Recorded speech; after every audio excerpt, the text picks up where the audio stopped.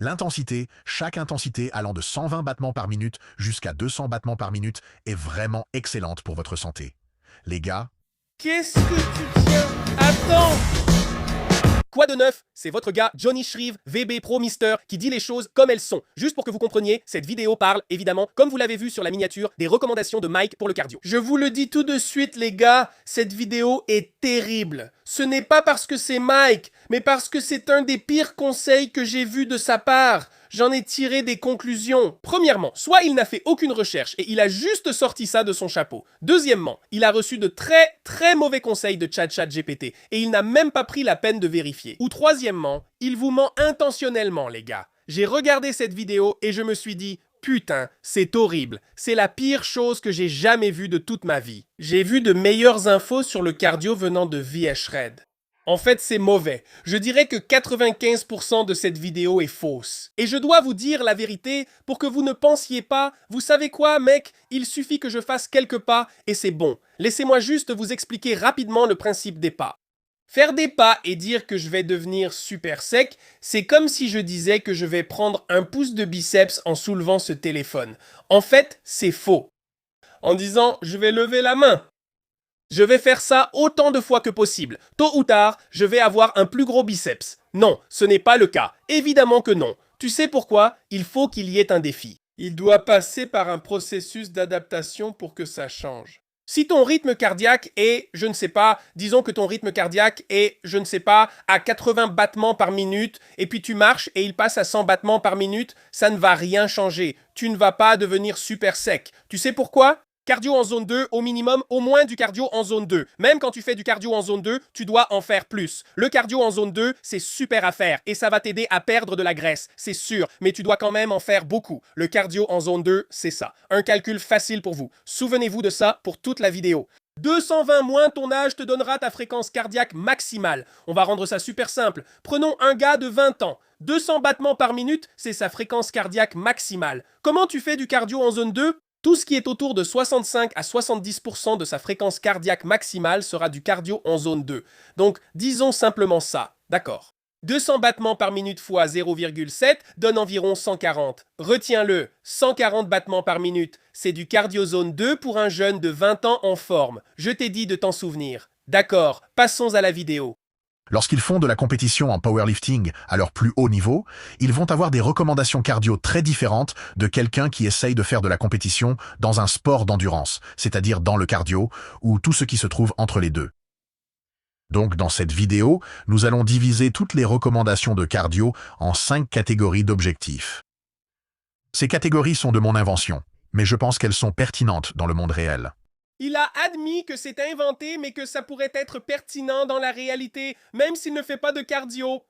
La première catégorie, c'est la force et la puissance. Si tu es haltérophile, lanceur, si tu fais du powerlifting ou si tu t'entraînes simplement pour avoir un maximum de force, tu es dans cette catégorie. Ensuite, parlons de la musculature.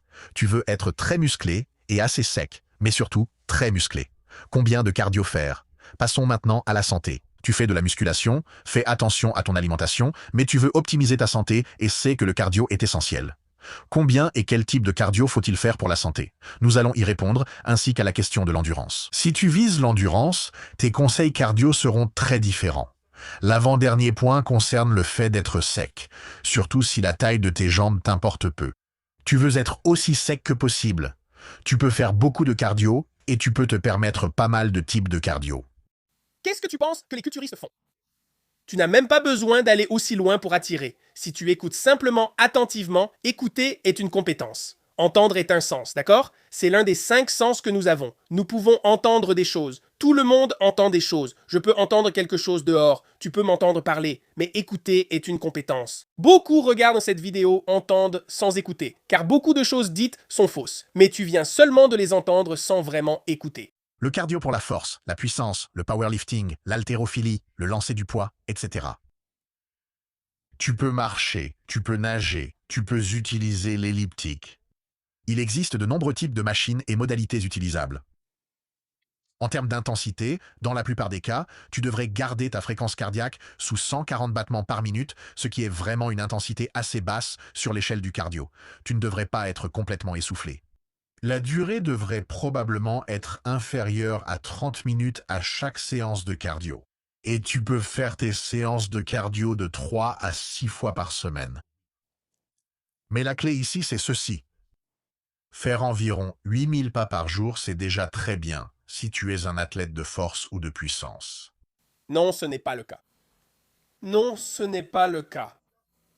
On généralise d'abord le cardio à 140 BPM ou moins. Rappelez-vous, on l'a fait tout à l'heure, un rapide calcul aujourd'hui les gars. Vous vous souvenez? Rappelez-vous le groupe d'âge auquel on va probablement s'adresser aujourd'hui, qui regarde sûrement cette vidéo autour de 20 à peut-être 60, voire 70 ans, on ne sait jamais, n'est-ce pas? Vous pensez que 140 battements par minute, c'est pareil pour un jeune de 20 ans plein d'énergie que pour une personne plus mûre de 40, 50 ou 60 ans? Mais tant qu'ils ne sont pas essoufflés, ça va, non? Donc 140 battements par minute, mais 140 battements par minute pour quelqu'un de 60 ans, c'est proche de sa fréquence cardiaque maximale. On ne peut donc pas juste dire à quelqu'un de rester à 140 battements par minute ou moins, n'est-ce pas?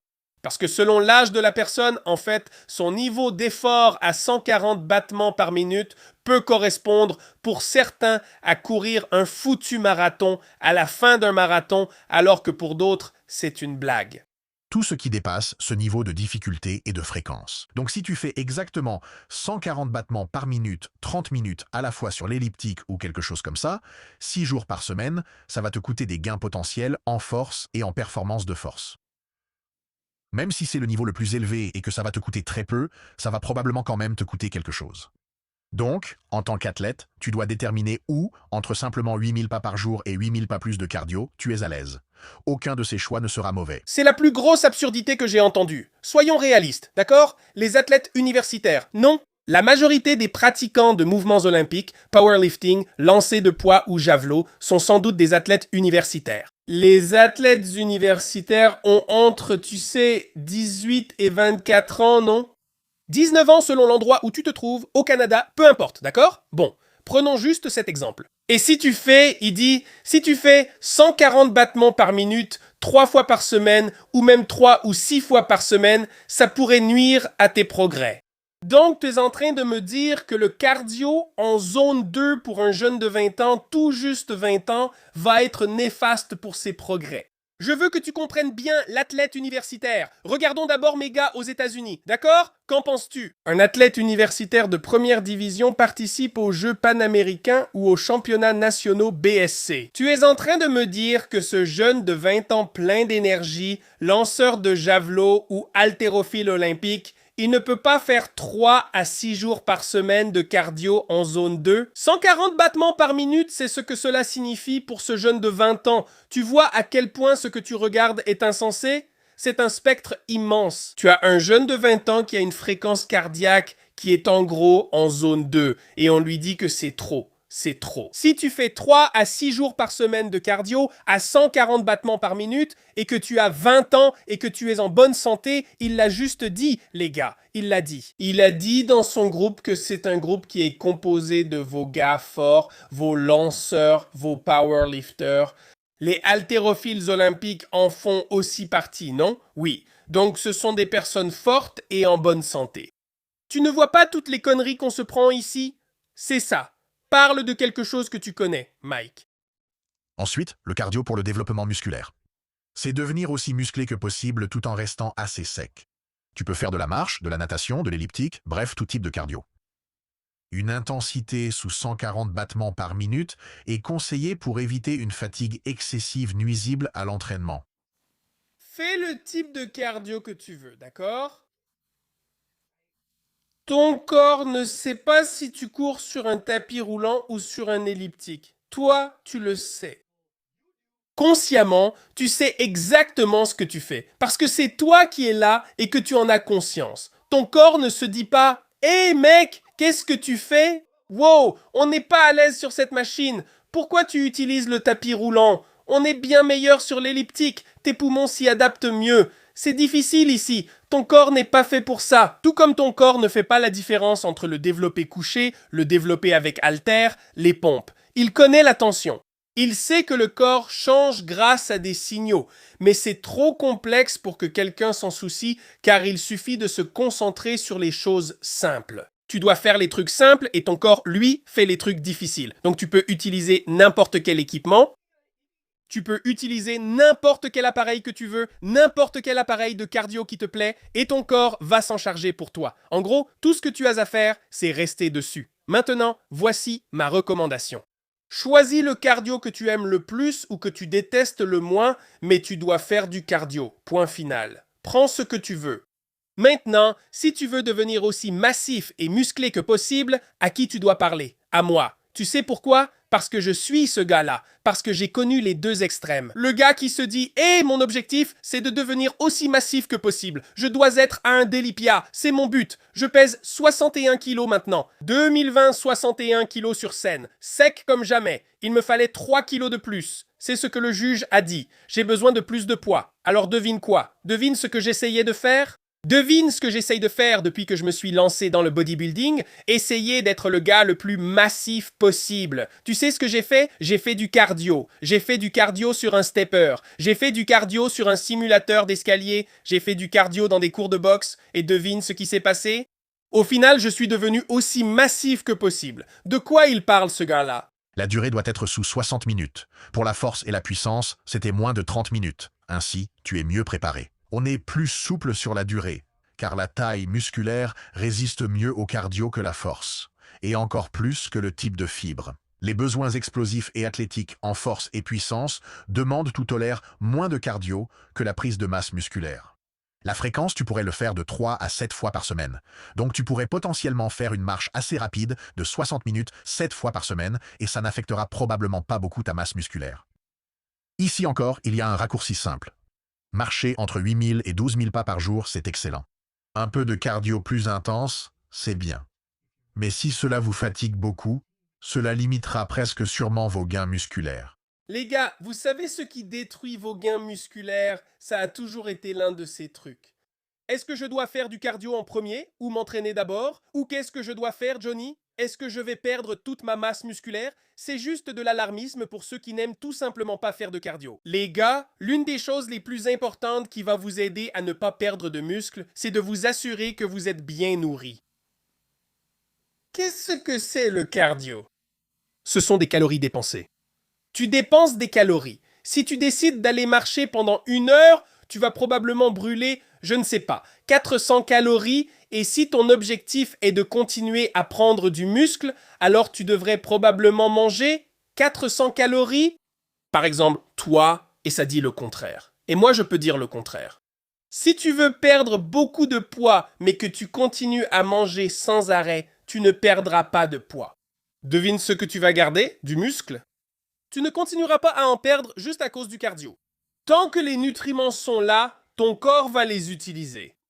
On fait les choses simples. On le nourrit, on le repose, on l'hydrate, on le nourrit, on l'entraîne, on le nourrit, on le repose, on l'hydrate. C'est tout.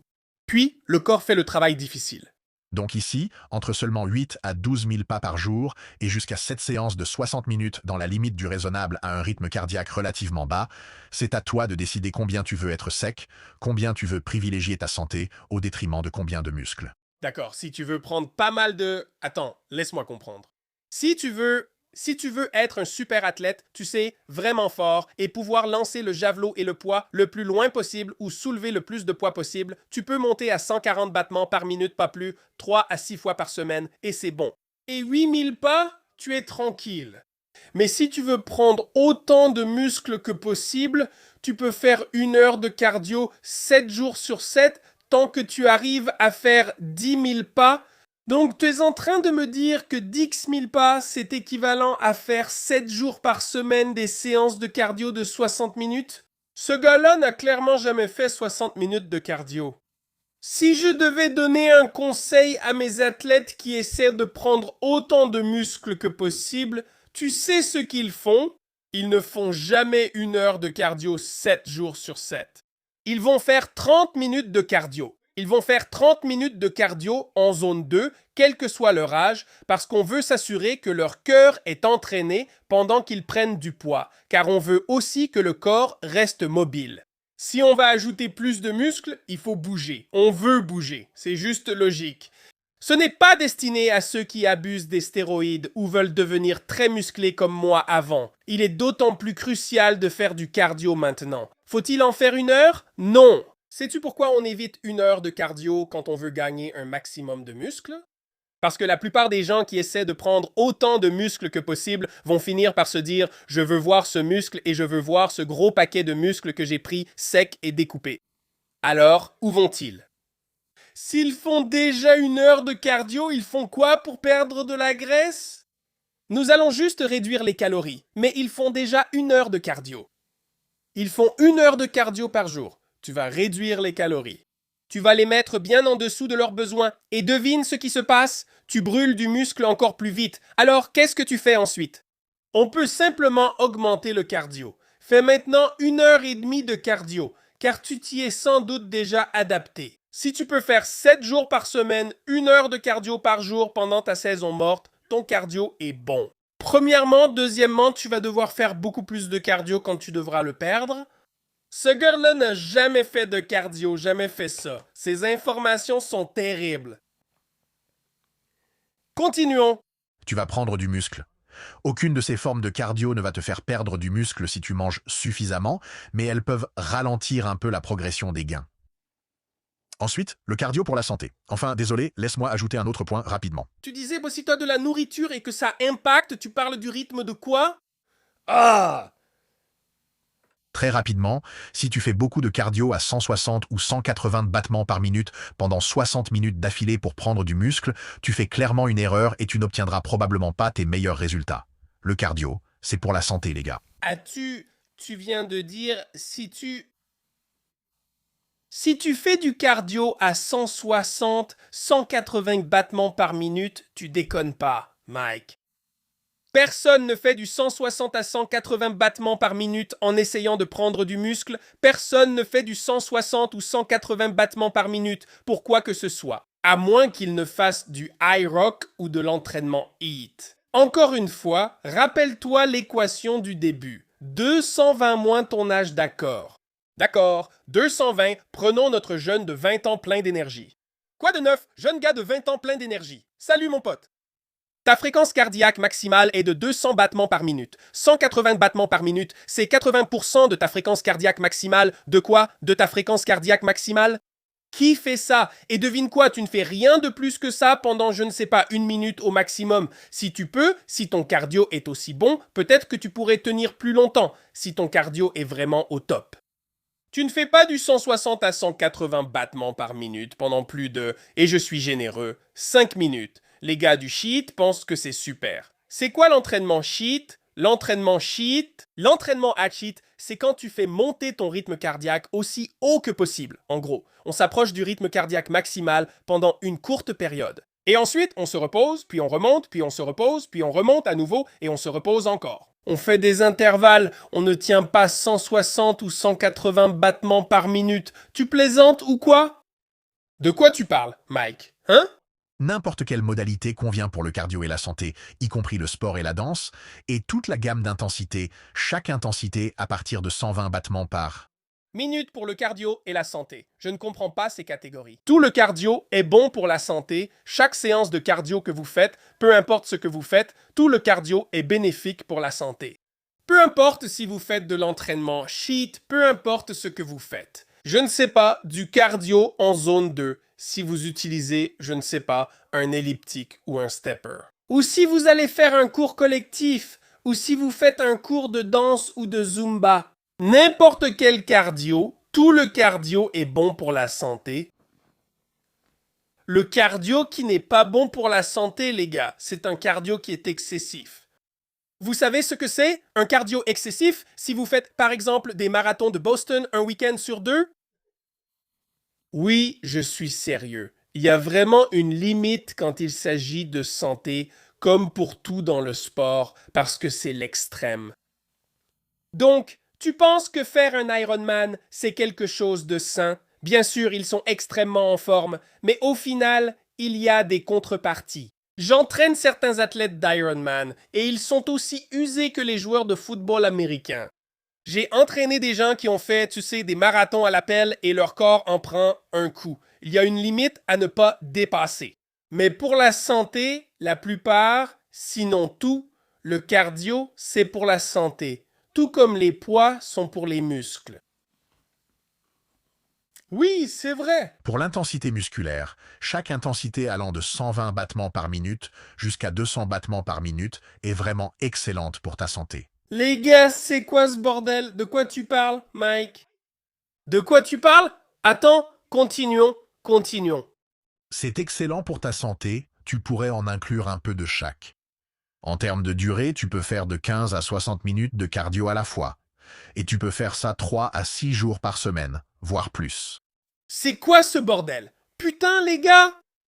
Prenons notre chat. On aurait dû l'appeler. On devrait l'appeler. On va appeler notre chat, Mike. On prend le petit Mike, 20 ans, qui fait du lancer du poids et qui est un athlète universitaire. Et je me suis dit, tu sais quoi, j'en ai fini. J'ai eu mon diplôme, j'ai eu mes médailles d'or et maintenant je veux juste être en bonne santé.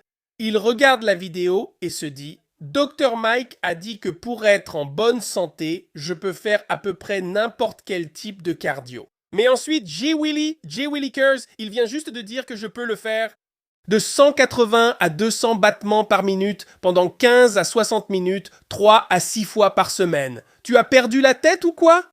C'est la fréquence cardiaque maximale.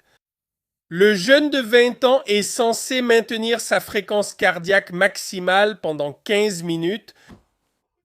Et c'est pour la santé, c'est pour la santé. Un jeune de 20 ans 106. C'est juste... Ça indique 120. C'est quoi cet écart? De 120 à 200 battements par minute, tout ce qu'il y a entre les deux. Tout ce qu'il y a entre les deux. De 50 minutes à 60 minutes, 50 minutes à 60 minutes, 3 à 6 fois par semaine.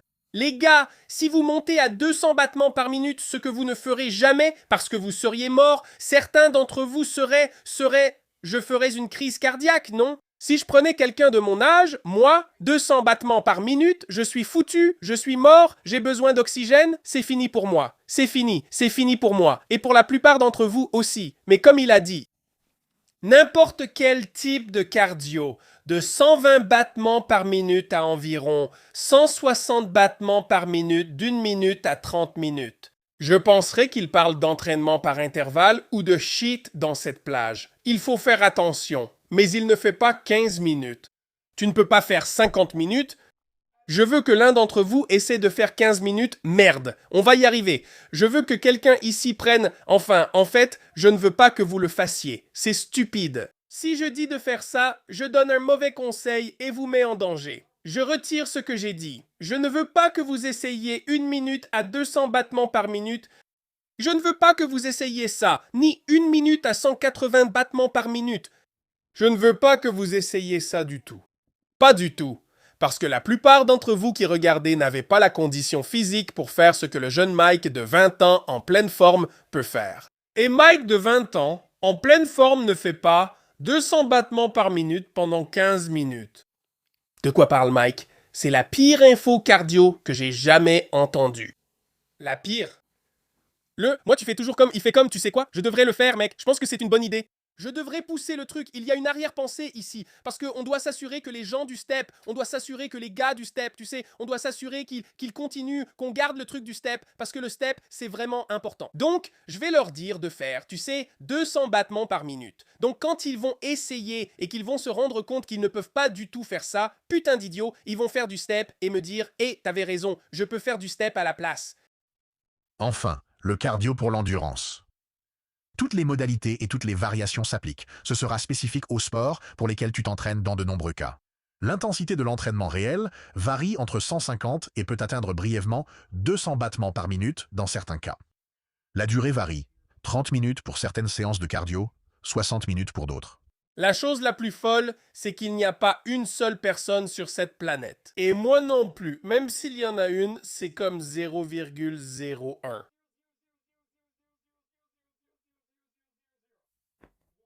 Qui tient 200 battements par minute. La fréquence cardiaque maximale, c'est 220 moins ton âge, fréquence cardiaque maximale. Fréquence cardiaque maximale. Qu'est-ce que ça veut dire? Ça veut dire que c'est ton maximum. C'est le maximum que ton cœur peut atteindre. Ta fréquence cardiaque maximale. Prenons un micro et demandons à ChatGPT. Et puis zut, on utilise Clyde. Il faut bien le formuler. Je veux uniquement des faits scientifiques prouvés du point de vue de la préparation physique, du point de vue de la physiologie de l'exercice, du point de vue d'un cardiologue. Que se passerait-il? Ou est-ce que quelqu'un peut vraiment maintenir 200 battements par minute pendant du cardio? Si oui, pendant combien de temps? Qui l'a déjà fait? Et si ce n'est pas possible, quel serait le résultat? Je peux vous donner les faits ici, et je serai honnête avec vous sur ce qui est sourcé et ce qui ne l'est pas. Fréquence cardiaque maximale est 200 BPM.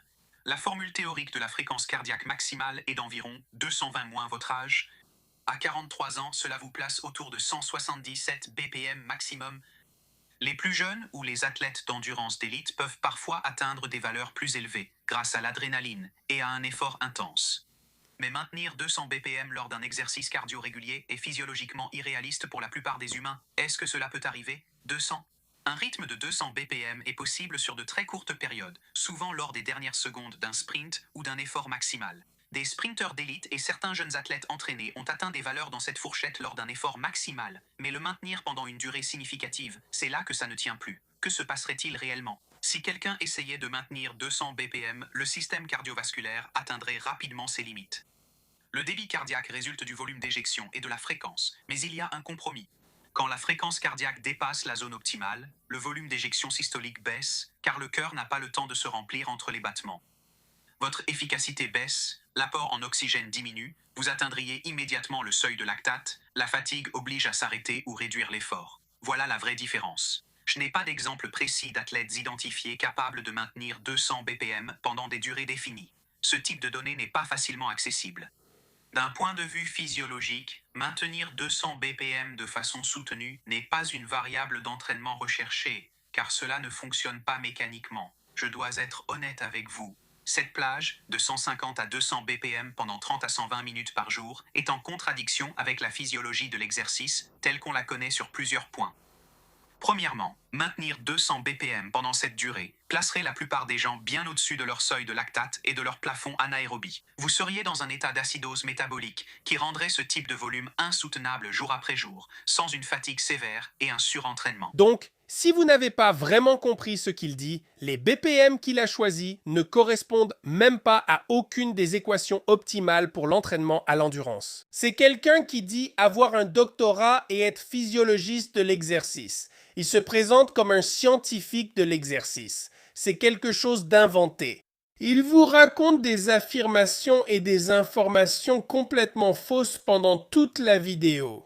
J'aurais pu regarder toute la vidéo, ce que j'ai déjà fait, et il y en a encore plus. Je dois faire ça. Je vais dénoncer ces conneries parce que tout ce qu'on fait ici est censé aider les gens à vivre plus longtemps. On veut vivre plus longtemps et on veut avoir l'air bien en même temps. Ce sont les faits. Trop de gens donnent des informations qui ne sont pas correctes. Et tout ce que vous faites, c'est regarder et chercher des réponses sur comment devenir plus fort, comment prendre plus de muscles, comment être en meilleure santé en général, comment avoir une belle apparence, comment avoir plus de confiance en soi, comment faire ce que vous faites, c'est tout ce que vous faites et vous avez raison de le faire. Mais le côté nul dans tout ça, c'est qu'il n'y a que quelques gars comme moi et qu'il y a une tonne de types comme Mike. Il y a une tonne de loups déguisés en agneaux. Ils vous donnent des titres et vous font des déclarations qui sont fausses. Et tu y crois, tu regardes, tu fais confiance, tu suis, et tu le fais. Et ensuite tu te blesses, ou tu es dégoûté, et tu abandonnes. Et ça m'énerve. Et je suis pas là pour le descendre gratuitement, je te donne des faits. C'était des conneries. Bref, les gars, si vous êtes au début de votre parcours de remise en forme et que vous ne voulez pas faire d'erreur ou suivre ce genre de conneries et que vous voulez être sûr de partir du bon pied, les gars, cliquez sur le lien dans la description ci-dessous. JohnnySheFitness.com. Appel vidéo de 30 minutes avec moi. On fait avancer les choses. Au final, tu atteins tes objectifs et c'est durable pour le reste de ta vie. J'adapte la remise en forme à ta vie, comme ta vie s'adapte à la remise en forme. Bref, jusqu'à la prochaine fois, tu sais ce que c'est. Iron Chef porte ce nom à cause de la surcharge dans ta vie. En attendant, continue de poursuivre tes rêves. Paix!